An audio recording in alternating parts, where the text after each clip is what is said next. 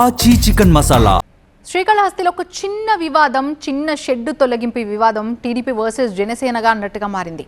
ఎమ్మెల్యేనే కావాలని కక్షగట్టి రాత్రికి రాత్రి జేసీబీలతో కూల్పించి వేశారంటూ విమర్శలు కూడా గుప్పుమంటున్నాయి.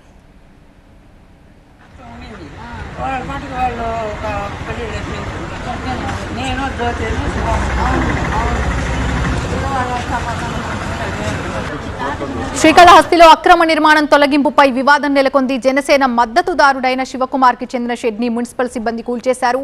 అనుమతి లేకుండా నిర్మాణం చేపట్టారన్న అభియోగాలపై విచారణ జరిపి దాన్ని పడగొట్టేశారు. అయితే ఇది రాజకీయ కక్ష సాధింపుతోనే జరిగిందని జనసేన నేత శివకుమార్ ఆరోపిస్తున్నారు. చుట్టుపక్కల మరికొన్ని భవనాలు కూడా కడుతున్నా వాటిని వదిలేసి తన ఇంటిపైకే వచ్చారంటూ విమర్శిస్తున్నారు.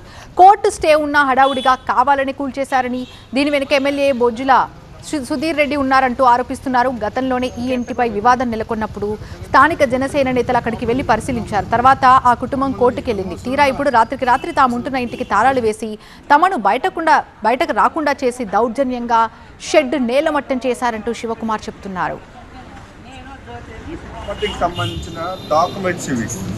ఇదే ఇంటికి మేము గత నెలలో ప్రాపర్టీ ట్యాక్స్ కట్టాం, వాటర్ ట్యాక్స్ కట్టాం. అయినా కూడా Srikalahasti municipal commissioner, Srikalahasti MLA Pojjala Venkata Sudheer Reddy ఆదేశాల మేరకు కూటమిలో ఉన్న జనసేన నాయకులకు సంబంధించిన ఒక టెంపరీ రేకుల షెడ్ని కూల్చేయమని చెప్పారని చెప్పి అతి కిరాతకంగా మార్నింగ్ 4 గంటలకి నా దగ్గర ప్రతి ఒక్క ఎవిడెన్స్ ఉంది. దీని మీద స్టే తెచ్చాం హైకోర్టులో. ఇదే టెంపరీ బిల్డింగ్, పక్కనున్న బిల్డింగ్ టచ్ చేయలేదు. 3 అంతస్తుల బిల్డింగ్ అక్కడ ఉంది, దానికి ఇప్పటికి అప్రూవల్ లేదు.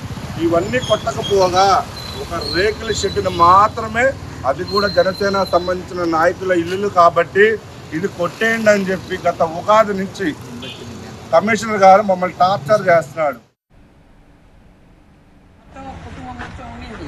వాళ్ళు ఒక